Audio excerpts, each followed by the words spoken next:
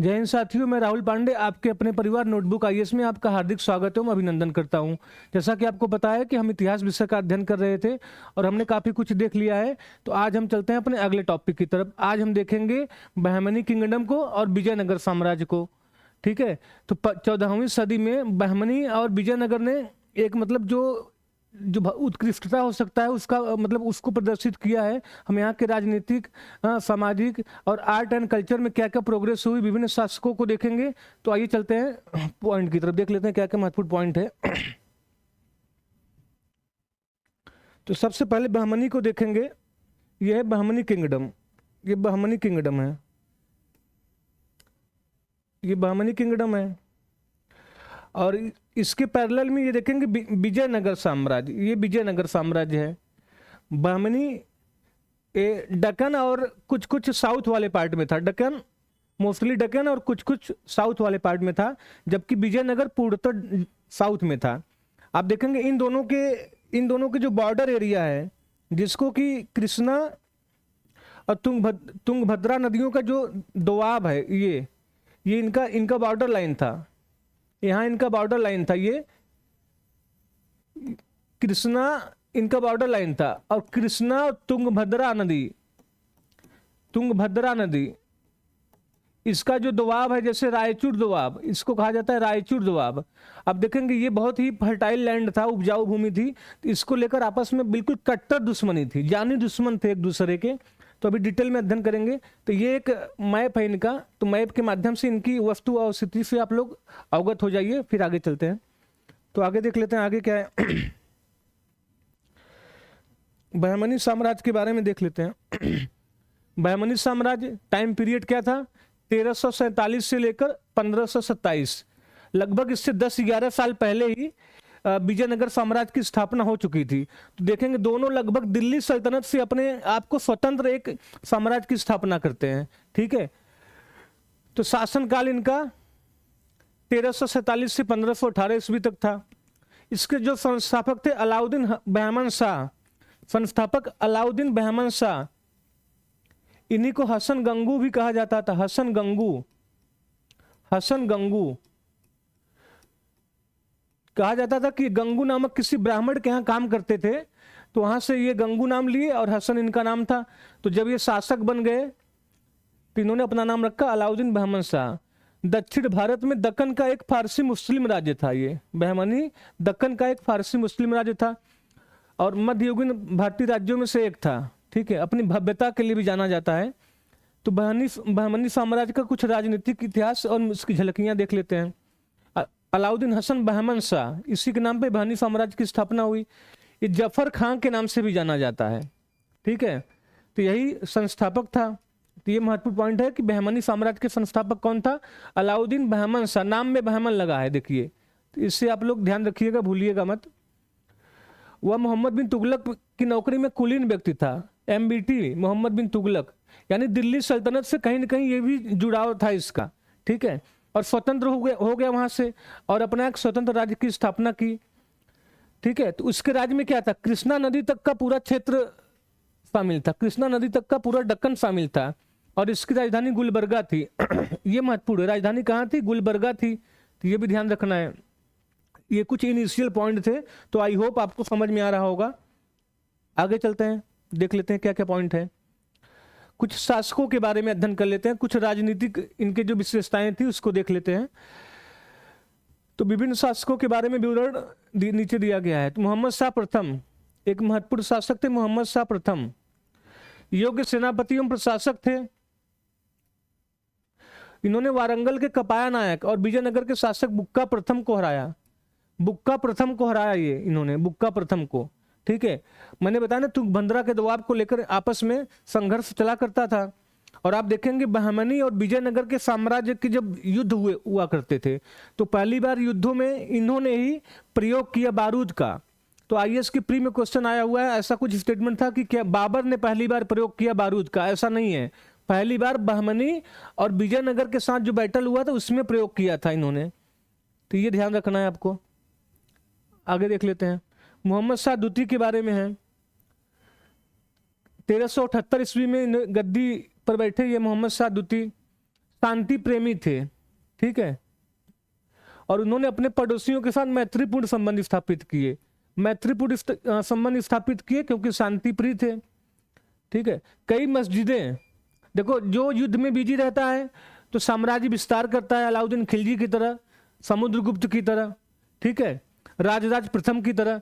और जो शांति प्रिय रहता है तो स्थापत्य एवं कल्चर के क्षेत्र में काम करता है, संबंध बनाने के क्षेत्र में काम करता है। जैसे कई मस्जिदें बनवाई, मदरसे बनवाई, जो कि शिक्षा का स्थान, प्राचीन और मध्यकाल में आप देखेंगे मंदिर हो या मस्जिद हो, वो शिक्षा के भी महत्वपूर्ण स्थान थे, कुछ सांस्कृतिक स्थान से उनका जुड़ाव था। अस्पताल बनवाए, ह्यूमैनिटेरियन के रूप में भी काम किया।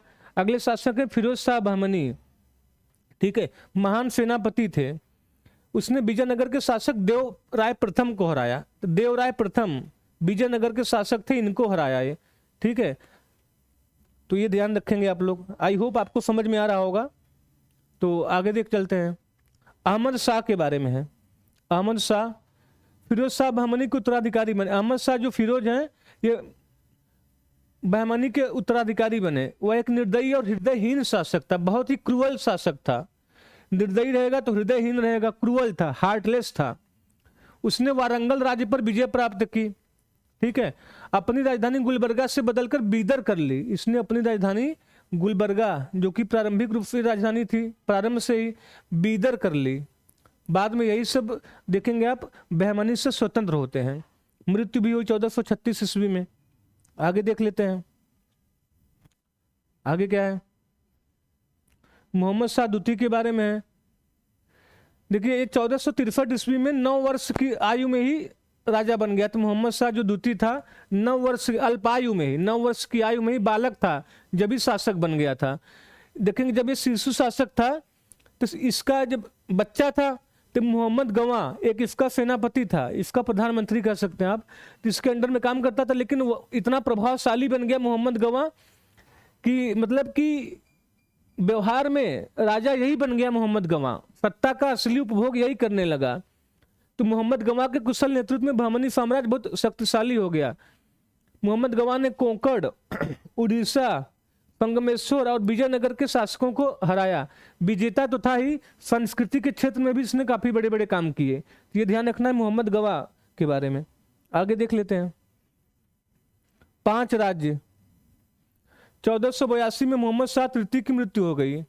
इसके उत्तराधिकारी कमजोर थे। बहमनी साम्राज्य 5 राज्यों में विभाजित हो गया, ठीक है। अभी आगे मैप के माध्यम से समझ लेंगे। बीजापुर, अहमद, बेरा, गोलकुंडा या बीदर, इसी को बरार भी कहते हैं। और प्रशासन देख लेते हैं इसका। तो सुल्तानों ने सामंती प्रकार का प्रशासन अपनाया, सामंती प्रकार का प्रशासन अपनाया, ठीक है। इनका जो साम्राज्य था तरफ में विभाजित था, तरफ में। इनके प्रांत को प्रांत या तरफ कहा जाता था, तरफ, तरफ, तराब से, ठीक है। राज्य को कई प्रांतों में विभाजित किया गया जिन्हें तराब से या तरफ से कहा जाता था। ये तरफदार या अमीर, जो गवर्नर जो तरफ को नियंत्रित करता था, जैसे ये अहमदनगर, बेरा, गुलकुंडा, ये सब इसके महत्वपूर्ण तरफ से थे, महत्वपूर्ण प्रांत थे। तो महत्वपूर्ण प्रांत थे, तरफ से थे। तो बाद में इन्होंने ही पहले स्वतंत्रता घोषित कर दी, या बहमनी के पतन से इनका स्वतंत्र विकास हुआ। तो ये भी ध्यान रखना है। आगे चलते हैं। गोल गुंबद। देखिए ये कुछ बीजापुर में गोल गुंबद को फुसफुसाहट गैलरी कहा जाता है, क्योंकि जब कोई फुसफुसाता है तो फुसफुसाहट की गूंज विपरीत कोने में सुनाई देती है। मरमरिंग अगर आप करेंगे गोल गुंबद में तो आपको विपरीत साइड में भी सुनाई देगा। तो इसको बोलते हैं बीजापुर में जो गोल गुंबद है, तो उसके बारे में ध्यान रखेंगे आप लोग, ठीक है। ऐसा इसलिए क्योंकि जब कोई एक कोने में फुसफुसा रहा है तो विपरीत कोने में उसकी गूंज सुनाई देती है। तो गोल गुंबद के बारे में ध्यान रखना बीजापुर में है।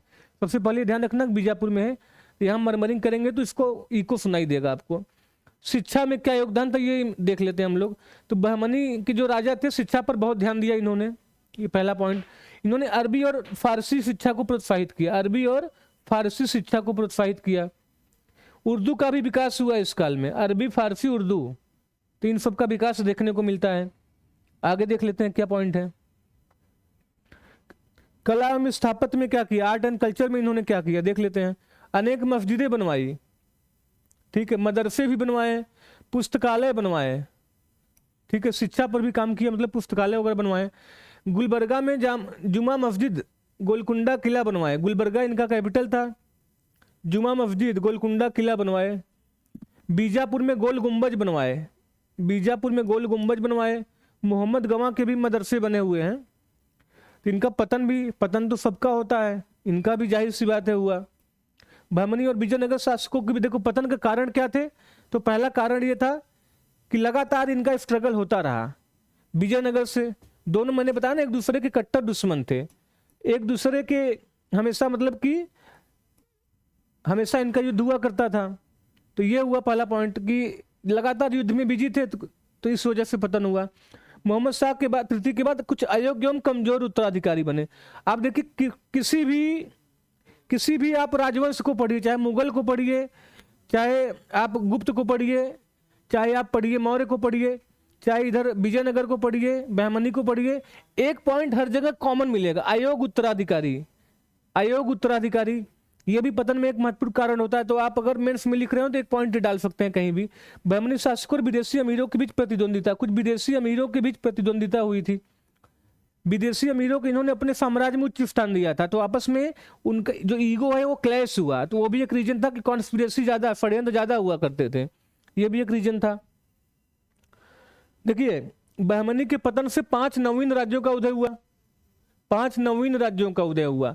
बीदर का बरीद शाही, बीदर का बरीद शाही, ठीक है, बीदर का बरीद शाही। बीदर कहाँ पे है? ये है बीदर, यहां था बरीद शाही, बीदर का बरीद शाही, ठीक है। बरार का इमाद शाही, ये बरार में इमाद शाही, ठीक है।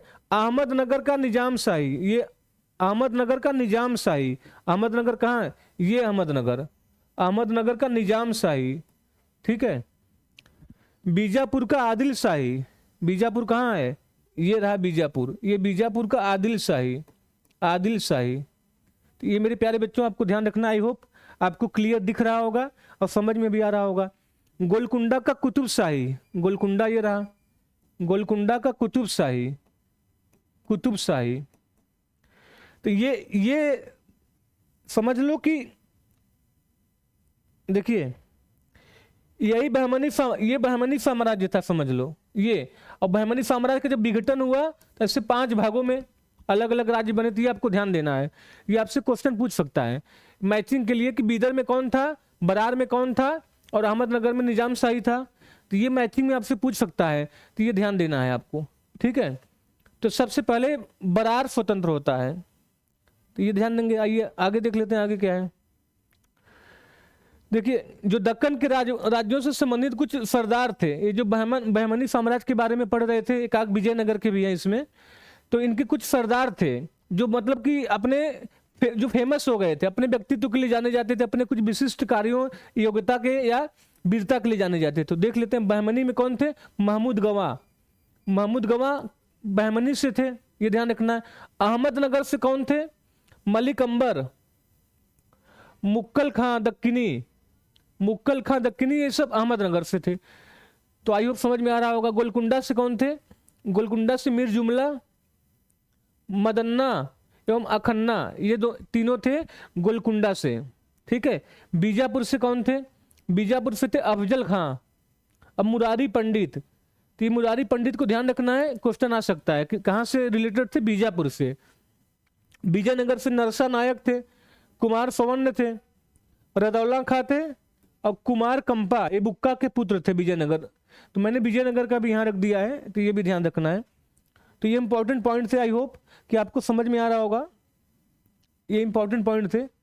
तो यहाँ पे विजयनगर साम्राज्य को हम शुरू करेंगे और बहमनी यहाँ पे लगभग समाप्त हो गया है, ठीक है। तो विजयनगर एम्पायर को शुरू करते हैं।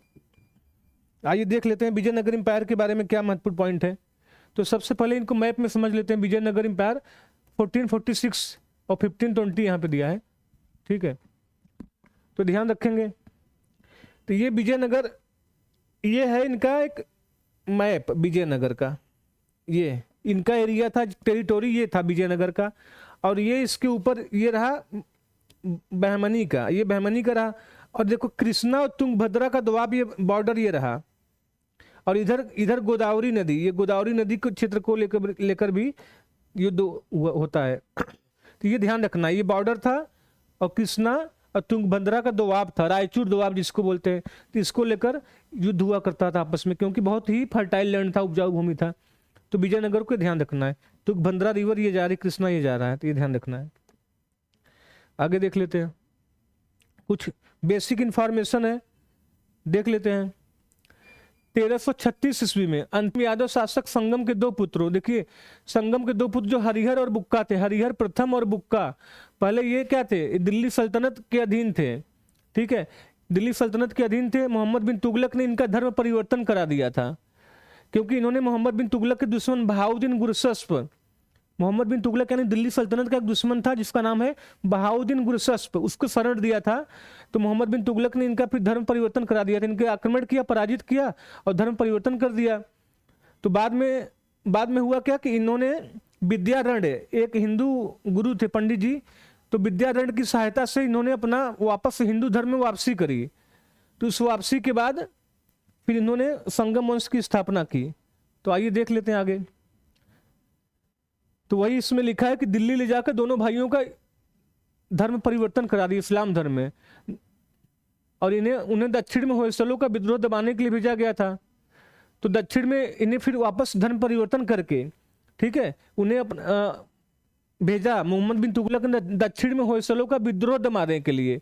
तो यहाँ पे आकर इन्होंने विद्यारण्य, देखिए गुरु माधव विद्यारण्य के सानिध्य में इस्लाम धर्म का परित्याग कर दिया और हिंदू धर्म को फिर से वापसी कराई, मतलब ज्वाइन कर लिया, अपना लिया। तो आप देखेंगे हरिहर और बुक्का ये दोनों भाई, इन्होंने अपने गुरु माधव विद्यारण्य और उनके भाई सायण की सहायता से तुंगभद्रा नदी के दक्षिणी तट पर, तुंगभद्रा के नीचे सुदूर दक्षिण में और तुंगभद्रा के पास तक इन्होंने एक शक्तिशाली हिंदू राज्यवंश की स्थापना की, जिसको विजयनगर साम्राज्य कहा जाता है। तो ये ध्यान रखना है कि किसने की थी, हरिहर एवं बुक्का। तो पहले दिल्ली सल्तनत के अधीन थे, ये इस्लाम धर्म ज्वाइन कर लिया, तो बाद में हिंदू धर्म अपनाकर इन्होंने स्थापना की। तो विजयनगर साम्राज्य में सर्वप्रथम हम 4 राजवंश को देखेंगे। 4 राजवंश कौन कौन सा है, संगम वंश, ठीक है, सालू वंश, तुलु वंश, अराबिडु वंश। तो ध्यान रखना है, संगम वंश 1336 से 1385 ईस्वी, हरिहर एवं बुक्का, हरिहर एवं बुक्का, हरिहर एवं बुक्का इसके संस्थापक थे, क्वेश्चन आया हुआ है। सुलू वंश 1485 से 1505, ये नरसिंह तुलु अपने वंश का एकमात्र शासक था, ये एकमात्र शासक था। अब देखेंगे इन 4 राजवंशों में जो सबसे कम चला यही चला था, मात्र 20 साल चला ये तुलु वंश, मात्र 20 साल। ओवरऑल विजयनगर साम्राज्य लगभग 300 ईस्वी चला, लेकिन इन सब में सबसे कम सुलु वंश चला, मात्र 20 साल। तो आपको ध्यान रखना है कि या तो क्रम लगाने के लिए पूछ लेगा या तो इस तरीके से पूछ लेगा सबसे कम कौन चला। थर्ड है तुलु वंश 1505 से 1570 ईस्वी, और लास्ट में है अराबिडु वंश 1649 ईस्वी। आते आते लगभग विजयनगर अपने पतन की तरफ अग्रसर हुआ। तो सुलु वंश की स्थापना नरसिंह सुलु, तुलु वंश की स्थापना वीर नरसिंह और अराबिडु वंश की स्थापना तिरुमल या तिरुमाल ने की थी। तो ये ध्यान रखना है। आइए संगम वंश को देख लेते हैं। संस्थापक हरिहर प्रथम, और राजधानी पहले अनेगोंडी थी, अनेगोंडी बाद में विजयनगर हुई, ठीक है, जिसको हम्पी भी बाद में देखने को मिलेगा। आइए आगे देख लेते हैं। हरिहर एवं बुक्का ने अपने पिता के नाम पे, इनके पिता का नाम संगम था, तो पिता के नाम पे संगम वंश की नींव डाली इन्होंने। प्रथम महत्वपूर्ण शासक था हरिहर प्रथम, जिसने 1336 ईस्वी में विजयनगर की स्थापना की, 1336 ईस्वी में, ठीक है, और हम्पी को अपनी राजधानी बना। हम्पी आज भी दिख जाएगा आपको। बुक्का प्रथम के शासनकाल में विजयनगर और बहमनी साम्राज्य के बीच चलने वाले लंबे संघर्ष का आरंभ हुआ। बुक्का प्रथम के टाइम से ही स्ट्रगल शुरू हो गया विजयनगर और बहमनी में, और अंत समय तक चलता रहा। क्यों हुआ था? रायचूर दोआब के नियंत्रण को लेकर मैंने बता दिया है। रायचूर दोआब यानी कृष्णा और तुंगभद्रा के जो दोआब था, उपजाऊ भूमि, उसी को रायचूर दोआब कहते हैं। ये है रायचूर दोआब, मैंने बता दिया था। तो उपजाऊ भूमि तथा लोहे व हीरे के लिए भंडार के लिए अत्यधिक महत्वपूर्ण था। जो ये रायचूर दोआब था, उपजाऊ भूमि तो थी, प्लस लोहे और हीरो के लिए भी महत्वपूर्ण था, तो ये भी ध्यान रखना है। बुक्का प्रथम ने वेद मार्ग प्रतिष्ठापक नामक उपाधि धारण की। इसकी उपाधि थी वेद मार्ग प्रतिष्ठापक, ये ध्यान रखना है आपको, ठीक है। और उसने वैदिक मग्ग प्रवर्तका नामक ग्रंथ की रचना भी की थी। दो पॉइंट है इसके बारे में बुक्का प्रथम के, एक तो उपाधि धारण की थी वेद मार्ग प्रतिष्ठापक की, वैदिक ग्रंथ मग्ग प्रवर्तका नामक ग्रंथ की भी रचना की थी। हरिहर द्वितीय के बारे में देख लेते हैं। इसके दरबार में सुदर्शन संग्रह के लेखक माधवाचार्य, हरिविलास नामक ग्रंथ के लेखक श्रीनाथ और एतरे ब्राह्मण के टीकाकार सायण उपस्थित थे। ये 3 पॉइंट ध्यान रखना है। हरिहर द्वितीय ने सबसे पहले महाराजाधिराज और राज परमेश्वर नामक उपाधियां धारण की थी, जिसने भी 2 उपाधि धारण की थी। तो आगे चलते हैं, आगे देख लेते हैं क्या है। देवराय प्रथम के बारे में है। इसके शासनकाल में तुंगभद्रा नदी पर बांध बनवाया गया था, ठीक है। नहरों का विकास हुआ था, बांध बनवाए थे, नहरों का विकास भी किए। 1420 ईस्वी में इसके काल में इटली का यात्री निकोलो कोंटी आया था। तो निकोलो कोंटी एक तो पहली पॉइंट इटली का था, 1420 ईस्वी में आया था। किसके? देवराय प्रथम के शासनकाल में निकोलो कोंटी आया था। तो मेरे प्यारे बच्चों, ये महत्वपूर्ण पॉइंट इसको ध्यान रखना है, क्वेश्चन आया हुआ है। देवराय द्वितीय के बारे में देख लेते हैं। इसको गजबेटकर कहा गया है। गजबेटकर हाथियों का शिकार करता था, इसीलिए गजबेटकर कहा। गज मतलब हाथी, बेटकर मतलब शिकारी। इसने मुसलमानों को भी जागीर दी। इसी के शासनकाल में फारस का राजदूत अब्दुल रज्जाक आया था। अब्दुल रज्जाक फारस का था, देवराय द्वितीय के दरबार में आया था, और देवराय प्रथम के दरबार में निकोलो कोंटी इटली से आया था, ठीक है। देवराय द्वितीय ने महानाटक सुधानिधि नामक संस्कृत ग्रंथ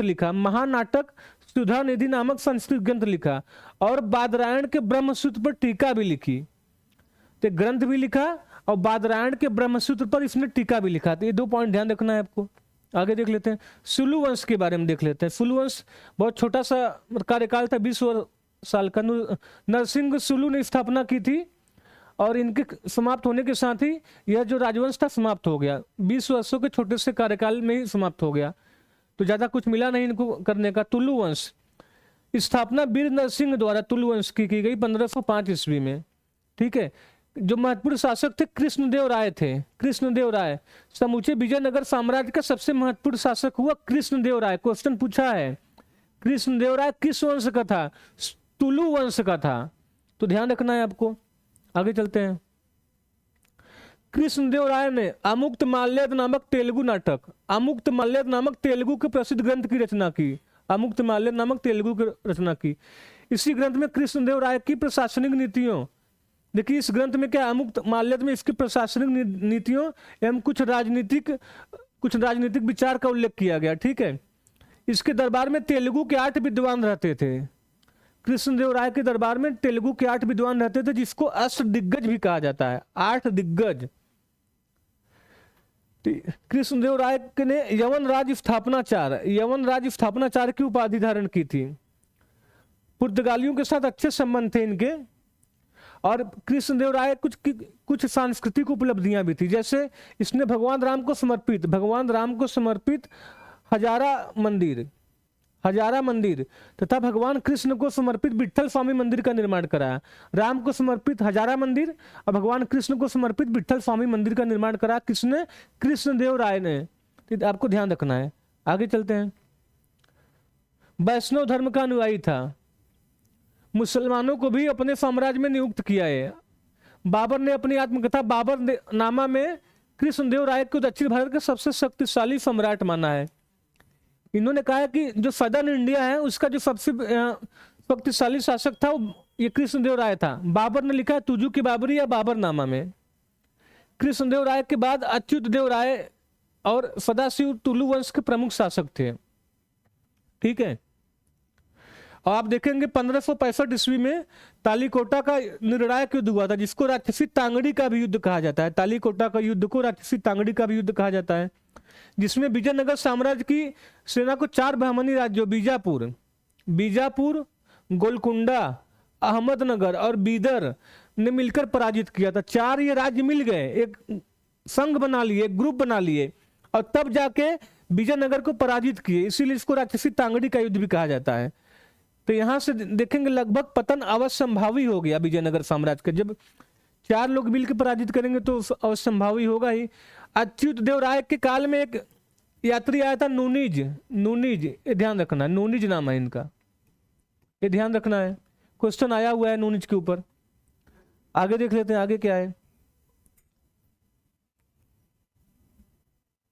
अराबिडु वंश, सबसे जो अंतिम वंश है अराबिडु वंश, स्थापना की थी 1570 ईस्वी में तिरुमल नामक व्यक्ति, ठीक है। वेंकट द्वितीय एक महत्वपूर्ण शासक थे इस वंश के, जिसने अपनी राजधानी चंद्रगिरी में स्थानांतरित कर दी थी, चंद्रगिरी में स्थानांतरित कर दी थी। यह वंश विजयनगर साम्राज्य का अंतिम वंश था, मैंने बताया आपको। तो यहां से आप देखेंगे विजयनगर साम्राज्य पूर्णतः समाप्त हो जाता है। तो ध्यान रखना है 4 महत्वपूर्ण वंश थे। कुछ अन्य पॉइंट देख लेते हैं विजयनगर साम्राज्य के बारे में। राजतंत्रात्मक व्यवस्था थी, ठीक है। जब राजतंत्रात्मक व्यवस्था है तो संपूर्ण शक्ति राजा में निहित होगी, यहां भी था। साम्राज्य प्रांत, जो केंद्रीय सरकार थी, जो साम्राज्य था प्रांतों में विभाजित था, और जो प्रांत थे प्रांत मंडलों में विभाजित थे। मंडल मतलब कमिश्नरेट टाइप का था। और वलनाडु नाडु में विभाजित था, और नाडु ऊर में विभाजित। ऊर मतलब ग्राम, यानी सबसे छोटी इकाई ग्राम थी और सबसे बड़ा जो इकाई प्रांत था। तो ये ध्यान देना, ऊर सबसे छोटी इकाई थी, इत्यादि प्रशासनिक इकाइयों में विभाजित हुआ करता था, ये ध्यान रखना है। एक यहाँ व्यवस्था थी नायंकर व्यवस्था, या इसी को नायकर व्यवस्था भी कहा जाता है। और एक आयंगर व्यवस्था थी, महत्वपूर्ण यहाँ पे विशेषता है। नायंकर व्यवस्था क्या थी देख लेते हैं। यह प्रांतीय व्यवस्था का हिस्सा हुआ करता था, जो प्रांतों में व्यवस्था थी उसका हिस्सा हुआ करता था। नायक वास्तव में योद्धा हुआ करते थे, यानी सेना नायक हुआ करते थे। इनको एक भूमि दी जाती थी जिसको अमरम भूमि कहा जाता है। जैसे सामंतवाद हम लोग पढ़े थे तो वहां भी सामंतों को भूमि दी जाती थी, तो लेकिन यहाँ पे जो भूमि दी जाती थी नायकों को, तो उन्हें अमरम भूमि कहते थे। उस भूमि पे वेतन के रूप में दी जाती थी अमरम भूमि को। उस भूमि से मतलब जो भी उत्पादन हुआ करता था भूखंड वगैरह से, तो सेना रखते थे और समय समय पे राजा को सैनिक सहायता वगैरह दिया करते थे। तो ये था अमरम भूमि और नायकर व्यवस्था। नायकों के पद वंशानुगत हुआ करते थे, वंशानुगत थे, ठीक है।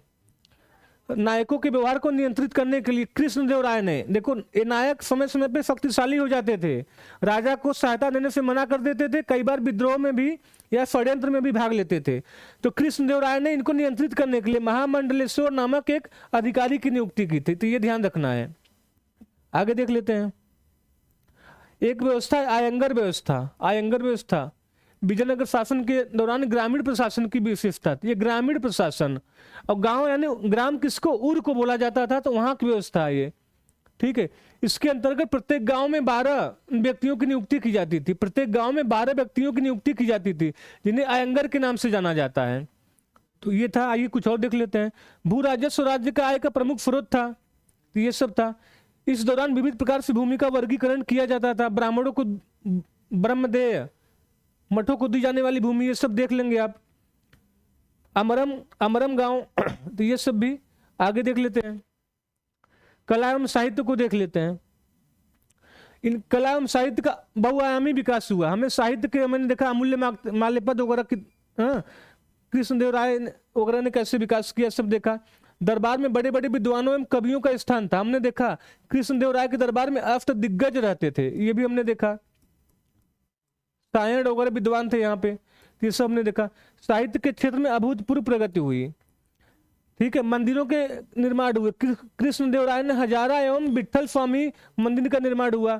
विशाल अलंकृत स्तंभों का प्रयोग हुआ। अलंकृत मंदिरों में विशाल अलंकृत स्तंभों का प्रयोग हुआ, तो ये भी है। मंडपों का प्रयोग हमें दिखने को मिलता है इस काल में, ठीक है। और कल्याण मंडप का प्रयोग हुआ है, कल्याण मंडप का प्रयोग हुआ है। अब्दुल रज्जाक विदेशी यात्री था, फारस से आया था, उसने विजयनगर की भव्यता के बारे में बताया है, ठीक है। तो ये था इनकी महत्वपूर्ण उपलब्धियां, इनकी राजनीतिक, आर्थिक, प्रशासनिक, और हमने कला एवं साहित्य के संदर्भ में देखा। तो आज के लिए इतना ही। आज हमने अध्ययन किया बहमनी किंगडम को और विजयनगर साम्राज्य को। तो आज के लिए इतना ही। मिलते हैं अगले क्लास में एक नए टॉपिक के साथ। तब तक हमारे चैनल को सब्सक्राइब ना किए हो तो सब्सक्राइब कर लीजिए। धन्यवाद।